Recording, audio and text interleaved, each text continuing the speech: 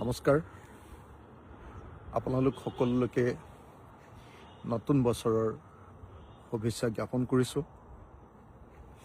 মই লখিমপুৰৰ পৰা ধেমাজিলৈ গৈ আছোঁ। ধেমাজিৰ মিটিংখন 12 বজাত আছে, গতিকে অকণমান সময় মই পাইছোঁ। এই সময়খিনিত আপোনালোকৰ লগত মই এই বছৰটো যিহেতু শেষ হ'ল আৰু নতুন বছৰ আহিছে, এই সময়খিনিত আচলতে অসমৰ ভৱিষ্যত কি কৰিলে অসমৰ ভৱিষ্যত ভাল হ'ব সেই সম্পৰ্কে আপোনালোকৰ লগত কথা পাতিব খুজিছোঁ। শ্ৰদ্ধাৰ বন্ধুসকল, আপোনালোকক মই এটা কথা ক'ব খুজিছোঁ যে আমাৰ প্ৰধানমন্ত্ৰীয়ে, আমাৰ মুখ্যমন্ত্ৰীয়ে অসমক ভাৰতৰ 1 নম্বৰ ৰাজ্য কৰিম বুলি কৈছিলে। কিন্তু দুৰ্ভাগ্যবশতঃ যদি আমি চাওঁ যে মাল্টি ডাইমেনশ্যনেল পভাৰ্টি ইণ্ডেক্সত, অৰ্থাৎ দৰিদ্ৰতাৰ ক্ষেত্ৰত আজিৰ দিনটোত আমি ভাৰতবৰ্ষৰ ৪ৰ্থখন দৰিদ্ৰ ৰাজ্য। আজি মই বেলেগ কথা নকওঁ, অসমৰ মুখ্যমন্ত্ৰীয়ে সদায় চিঞৰি থাকে যে শ্ৰেষ্ঠ ৰাজ্য কৰিম, এ ফৰ আছাম হ'ব, কেইদিনমানৰ আগত আকৌ চিঞৰিছে। কিন্তু বিজেপিৰ যি শাসন, বিজেপিৰ যি লাইন, বিজেপিৰ যি অৰ্থনৈতিক লাইন, এই লাইনেৰে সঁচাকে অসমখন শ্ৰেষ্ঠ এখন ৰাজ্য হ'বনে? মই ভাবোঁ নহয়। এখন শ্ৰেষ্ঠ ৰাজ্য কৰিবৰ কাৰণে আৰু এই ৰাজ্যৰ প্ৰত্যেকজন মানুহক সুখী আৰু ধনী কৰিবৰ কাৰণে আমি কি কৰিব লাগিব? বছৰটোৰ শেষত এই কথাখিনি মই চমুকে এটা বা দুটা বিষয় লৈ কেইমিনিটমানৰ ভিতৰতে মই আপোনালোকৰ সন্মুখত এই কথাখিনি ক'ব খুজিছোঁ। মোৰ বোধেৰে অসমীয়া মানুহক ধনী কৰাৰ প্ৰথম ৰাস্তাটো হ'ব লাগিব, আমি অসমীয়া মানুহক প্ৰফেশ্যনেল বা পেছাদাৰী কৰিব লাগিব। আমি আজিৰ দিনটোত সকলো ক্ষেত্ৰতে অপেছাদাৰী এটা জাতি।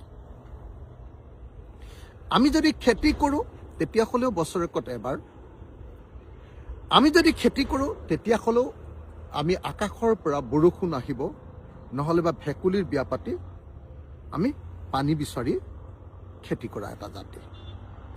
পৃথিৱীত আজিৰ দিনটোত কোনো মানুহ, পৃথিৱীৰ কোনো ৰাজ্য, কোনো দেশত কেতিয়াও আজিৰ দিনটোত কোনো পধ্যে আমি দেখিবলৈ পাইছোঁ যে কোনো পধ্যে কেতিয়াও বৰষুণৰ ওপৰত নিৰ্ভৰ কৰি খেতি নকৰে।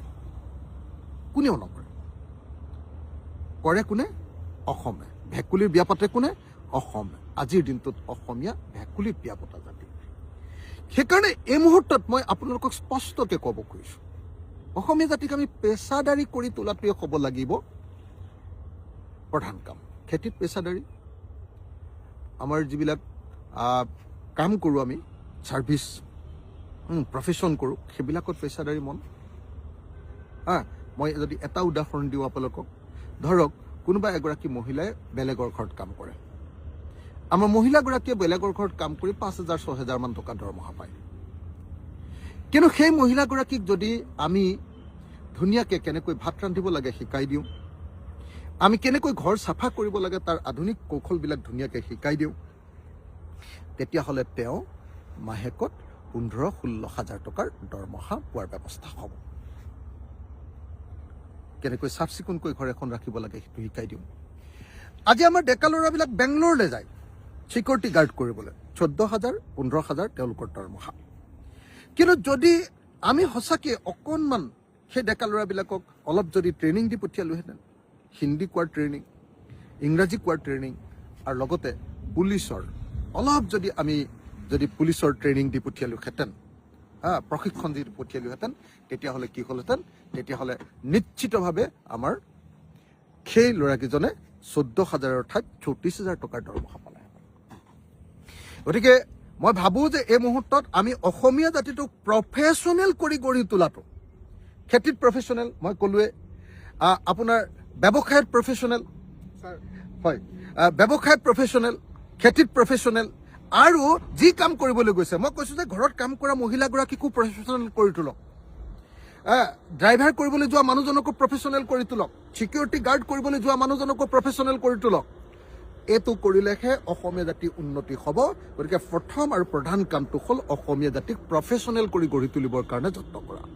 এই ক্ষেত্ৰত বিজেপি চৰকাৰৰ প্ৰয়াসটো শূন্য বুলি ক'ব পাৰি। নাম্বাৰ 1। নাম্বাৰ 2, মই আপোনালোকক ক'ব খুজিছোঁ নাম্বাৰ 2 সেইটো হ'ল যে আপোনালোকে নিজে চাওক, এই পথাৰখন মই য'ত ৰৈ আছোঁ এইখন হ'ল ধেমাজিৰ এখন পথাৰ। এই ধেমাজি পথাৰখন এনে পৰি আছে নে নাই আপোনালোকে নিজে চাওক। একবাৰ শালি খেতি কৰিলে এতিয়া এই পথাৰখন পৰি থাকিব, হয়নে? একবাৰ শালি খেতি, এই ঠাইডোখৰ আনকি এনেকুৱা যে কেতিয়াবা শালি খেতিও নহয় যদি বানপানী হয়। কিন্তু আমি এই পথাৰক বদলাব লাগিব। বছৰত 3বাৰ বা 4বাৰ খেতি কৰা পথাৰত পৰিণত কৰিব লাগিব। Round the year cultivation. যেতিয়ালৈকে বছৰত 3বাৰ বা 4বাৰ খেতি নহ'ব তেতিয়ালৈকে কেতিয়াও অসমীয়া জাতিয়ে প্ৰকৃত অৰ্থত খেতিৰ পৰা উপাৰ্জন কৰিব নোৱাৰিব। মই আৰু এটা কথা কওঁ দেই, অকল ৰাউণ্ড দ্য ইয়াৰ কাল্টিভেশ্যনে নহয়। আজি পাঞ্জাৱত এজন মানুহে 1 হেক্টৰ মাটি খেতি কৰিলে 44 কুইণ্টেল ধান উৎপাদন কৰে। 44 কুইণ্টেল। পাঞ্জাৱৰ ধানতকে ঘেঁহুটো মেইন, তথাপি তেওঁলোকে 44 কুইণ্টেল উপাৰ্জন কৰে। কিন্তু আজি অসমত যেতিয়া 1 হেক্টৰ মাটি খেতি কৰে তেতিয়া অকল 22 কুইণ্টেল ধানহে উৎপাদন কৰে। 22 কুইণ্টেল ধানে উৎপাদন কৰে। গতিকে এইটো কি প্ৰমাণ কৰে যে আমাৰ যিটো প্ৰডাক্টিভিটি, এই প্ৰডাক্টিভিটিটো সাংঘাতিক ধৰণে কম। আমি ইয়াক বৃদ্ধি কৰিব লাগিব। আমি প্ৰফেশ্যনেল খেতিয়কত পৰিণত কৰিব লাগিব, মানুহৰ উৎপাদন বৃদ্ধি কৰিব লাগিব। মই ভাবোঁ যে আমি খেতিটো ৰাউণ্ড দ্য ইয়াৰ কাল্টিভেশ্যন যিদিনাৰ পৰা কৰাম সেইদিনাৰ পৰাই মই ভাবোঁ যে অসমীয়া মানুহ ধনী হ'বলৈ আৰম্ভ কৰিব। আৰু অসমীয়া মানুহক যদি ৰাউণ্ড দ্য ইয়াৰ কাল্টিভেশ্যন কৰাবলৈ হয় কি কৰিব লাগিব? ৰাউণ্ড দ্য ইয়াৰ কাল্টিভেশ্যন কৰাবলৈ হ'লে পথাৰবিলাকত পানী দিব লাগিব, পানী যোগান। চব মানুহে নিজেই পানী ল'ব নোৱাৰে। আমাৰ অসমৰ খেতিয়কবিলাক দুখীয়া, সৰু সৰু মাটি, কম মাটি। গতিকে তেওঁলোকক কি কৰিব লাগিব? চৰকাৰে পানী যোগানৰ ব্যৱস্থা কৰি দিব লাগিব, ইৰিগেশ্যন। আজিৰ দিনটোত বিজেপি চৰকাৰৰ পিনৰ পৰা একডৰা পথাৰতো যোৱা 10 বছৰত 1 টোপালো পানী দিয়া নাই। এইটোৰ অৱস্থাৰ পৰিৱৰ্তন কৰিব লাগিব। আমি আমাৰ খেতিটোক প্ৰফেশ্যনেল খেতিত পৰিণত কৰিব লাগিব। মই দুটা উদাহৰণ দিলোঁ। 3 নম্বৰ, মই সদায় সপোন দেখি থাকোঁ যে অসমৰ প্ৰত্যেকজন ল'ৰাক যদি সঁচাকৈ কাম দিব লাগে, ছোৱালীক যদি কাম দিব লাগে, তেতিয়াহ'লে কি কৰিব লাগিব জানেনে? তেতিয়াহ'লে কৰিবলগীয়া প্ৰথম কামটোৱে হ'ল গাঁৱে গাঁৱে সৰু সৰু ইণ্ডাষ্ট্ৰি খুলিব লাগিব। যি গাঁৱত যি বস্তু হ'ব পাৰে। ইয়াততো ইণ্ডাষ্ট্ৰি মই বেলেগ এটা দেখি আছোঁ। এইডোখৰত এই ওচৰতে পাহাৰটো দেখিছেনে? সেই পাহাৰৰ পৰা যদি ঝাৰু আমি কিনি আনো আৰু ঝাৰুটো যদি প্ৰফেশ্যনেলি ইয়াৰ পৰা আমি পঠিয়াই দিব পাৰোঁ। ওচৰতে পাহাৰ আছে, মানে মিচিং অঞ্চলততো আৰু বহুত প্ৰফেশ্যনেল কাম কৰিব পৰা ব্যৱস্থা আছে। আপোনালোকে দেখিছে যে মিচিং অঞ্চলৰ এই মথাউৰিবিলাক, এইটো যে মথাউৰি, মই যিটো ওপৰত উঠি আছোঁ এতিয়া মথাউৰি, এই মথাউৰিটোৰ কিনাৰে কিনাৰে যদি আমি কেনেবাকৈ ভীমকল ৰুই দিওঁ, 1 টুকুৰা মাটিও কাৰো খৰচ নহয়, কিনাৰে কিনাৰে ভীমকল গছ ৰুই দিয়ক, আঠিয়া কল, আৰু তাৰ পৰা আমি বেবী ফুড তৈয়াৰ কৰিব পৰা ইণ্ডাষ্ট্ৰি তৈয়াৰ কৰি দিওঁ। যি অসমীয়াই ভীমকল খাই ডাঙৰ হ'লোঁ, সেই অসমীয়া আজিলৈকে 1 ফুটা বেবী ফুড, 1 কেজি শিশু খাদ্য উৎপাদন কৰিবৰ কাৰণে আমি চিন্তা নকৰিলোঁ। মইতো ভাবোঁ যে আজিলৈকে ভীমকল কেতিয়াও কোনেও সাৰ দি খেতি নকৰে, ৰাসায়নিক সাৰ নিদিয়ে। সেই ভীমকলে কৰা শিশু খাদ্য কিন্তু পৃথিৱীৰ আমি আটাইতকৈ ধনী দেশবিলাকত বিক্ৰী কৰিব পাৰিম, আমেৰিকাৰ বজাৰ দখল কৰিব পাৰে। মই 2-3টা আপোনালোকক উদাহৰণ দিলোঁ। মই বেছি দীঘলীয়াকৈ নকওঁ, কিন্তু আপোনালোকক মই এটাই কথা ক'লোঁ যে সঁচাকৈ অসমীয়া জাতিক যদি আমি ধনী কৰিব লাগে, প্ৰত্যেকজন অসমীয়া মানুহক যদি ধনী কৰিব লাগে, তেতিয়াহ'লে আমাৰ সোচ, আমাৰ চিন্তাধাৰা, আমাৰ চিন্তাধাৰা বদলাব লাগিব। আমি বিজেপিৰ চিন্তাধাৰা মতে চলিলে অসমীয়া মানুহ ধনী হ'ব নোৱাৰোঁ। ধনী হ'বৰ কাৰণে অসমীয়া মানুহৰ নিজৰ এক চিন্তাধাৰা গঢ়ি তুলিব লাগিব, জাতীয় চিন্তাধাৰা। অসমীয়া মানুহক সদায় দুখীয়া দুখীয়া দুখীয়া দুখীয়া কৈ থাকে, অসমীয়া মানুহক এলেহুৱা এলেহুৱা এলেহুৱা কৈ থাকে। মইতো আপোনালোকক দেখুৱাই দিম যে অসমীয়া মানুহ এলেহুৱা নহয়। মই কাজিৰঙা অৰ্কিড পাৰ্কত মানুহক দেখুৱাই আছোঁ যে অসমীয়া মানুহ এলেহুৱা নহয়। অসমীয়া মানুহে কাম কৰোঁতেও কেনেকৈ হাঁহি হাঁহি ধুনীয়াকৈ মানুহক মৰম কৰি কাম কৰিব পাৰে, সেইটো মই কাজিৰঙা অৰ্কিড পাৰ্কত মানুহক দেখুৱাই আছোঁ। মানুহে বুজি পোৱা নাই কি দেখুৱাব খুজিছোঁ তাতে।